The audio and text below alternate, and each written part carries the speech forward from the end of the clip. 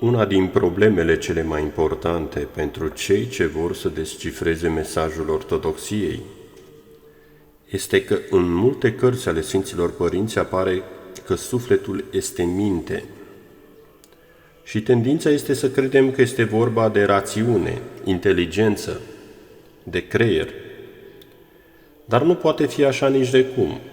Altfel, ar însemna că cei care sunt morți sufletește, datorită păcatelor grele desăvârșite, trupuri cu suflete moarte, oare n-ar trebui să fie aceștia loviți de tâmpenie și cufundați într-o prostie totală, odată cu păcatul săvârșit, încât unii dintre ei ar trebui să nici nu mai poată gândi, mai cu seamă cei nebotezați sau necredincioși sau atei? Dar nu e așa. Vedem că mulți dintre ei au o minte ascuțită, dar pus în slujba satanei sau a lumii, ceea ce de multe ori e același lucru. Vedem că sufletul e mort, dar rațiunea, inteligența nu e afectată. Dacă rațiunea, inteligența ar fi tot una sufletul, atunci păcatul, necredința, nepăsarea față de Dumnezeu care omoară sufletul ar afecta puternic și rațiunea, inteligența, până la încetarea funcționării creierului, odată cu moartea sufletească, și n-ar putea fi ameliorată de nimic, decât de pocăință. Iar pocăința ar trebui să fie urmată de o îmbunătățire puternică, clară, a performanțelor intelectuale. Dar, nefiind așa, înseamnă că rațiunea, inteligența aparține trupului. Este cea despre care se spune: în ziua aceea vor pieri toate gândurile lor. Prin minte avem tendința să înțelegem rațiune, inteligență, creier, dar de fapt este vorba de suflet. Același lucru îl subliniază mitropolitul Hieroteos Vlahos și este valabil nu numai în limba română, ci și în limba greacă și în toată ortodoxia care traduce din limba greacă. Astăzi s-a schimbat oarecum terminologia și când vorbim despre minte, credem că este vorba despre rațiune. Însă, în textele nou-testamentare și patristice, sufletul este identificat cu mintea, cei doi termeni fiind interschimbabili, adică prin minte se înțelege sufletul, nu rațiunea sau inteligența. Iată ce citim spre lămurire în cartea mitropolitului Hieroteos Vlahos, citându-l pe Sfântul Grigorie Palama. Mintea este ceea ce am numit adâncul existenței sufletului. Mintea este un lucru, iar rațiunea altul. Păcatul originar al lui Adam, cum spunea părintele Ioannis Romanidis, constă în principal în trei lucruri. Primul, că a încetat mintea să lucreze. Al doilea, că s-a identificat mintea cu rațiunea. De aceea omul căzut nu știe ce este mintea, știe numai ce este rațiunea. Și al treilea este că mintea a fost înrobită patimilor și condițiilor mediului. De aceea noi astăzi nu știm exact ce este mintea, deoarece aceasta este întunecată. Știm mai ales ce este rațiunea. Când însă facem un efort să ne curățim lăuntric, prin orice metodă pe care o oferă biserica noastră, atunci va fi separată mintea de rațiune. Și vom ști bine că un lucru este mintea și altul este rațiunea. Spre acest lucru țintește mai ales ascetica bisericii noastre, de aceea toate aceste lucruri sunt rezultatul purificării omului. Mintea, în loc să cârmuiască rațiunea, este acum una cu ea, sau mai degrabă este cârmuită de rațiune, pentru că mintea, în sensul de suflet, este moartă. Și fiindcă mintea noastră este moartă sau mult slăbită, rațiunea preia rolul conducător. Rațiunea este cumva sufletul celor cu sufletul mort, iar pentru cei cu sufletul viu, rațiunea este doar o unealtă. Rațiunea este cumva sufletul celor cu sufletul mort. Foarte periculos să te atingi de sufletul omului. Cum să te atingi de sufletul omului, adică de rațiunea lui care înlocuiește sufletul? Aceasta, spre deosebire de suflet, este de multe ori în văzul tuturor fără nicio îngrădire. Ea poate fi călcată în picioare, făcută praf, batjocorită. Pentru cel cu sufletul viu, numai Dumnezeu ajunge la sufletul lui și el este în pace. Pentru cel cu sufletul mort, zdrobirea gândurilor și rațiunii lui este aproape tot una cu nimicirea persoanei. Pentru cel cu suflet viu, cu trăire duhovnicească, zdrobirea gândurilor și rațiunii lui nu înseamnă nimic. Rațiunile oamenilor cu sufletul mort sunt într-o continuă luptă, dar inimile celor duhovnicești sunt una. Citim spre limpezirea noțiunilor mai departe. În omul căzut, rațiunea a încercat să împresoare mintea umană. Ea s-a răzvrătit împotriva minții. Această răzvrătire a rațiunii este specifică omului căzut din toate timpurile. Ea lucrează și astăzi. Fără îndoială, răzvrătirea este mai puternică în omul căzut când rațiunea este mai exersată și mai dezvoltată.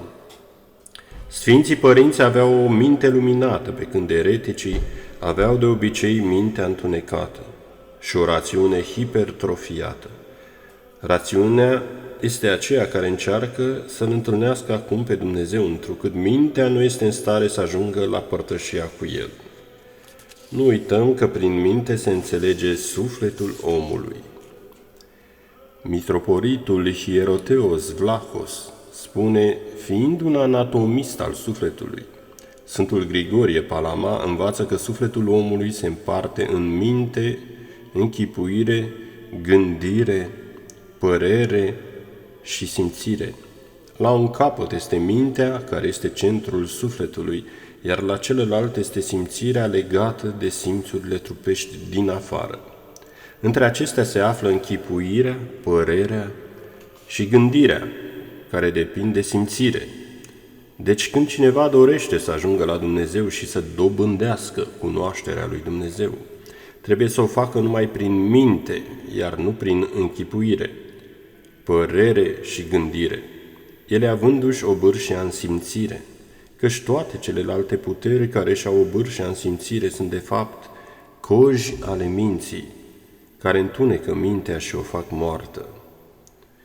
Maica Domnului, spune Sfântul Grigorie Palama, știa că dintre toate puterile sufletului numai mintea se poate uni cu Dumnezeu și îl poate cunoaște pe Dumnezeu.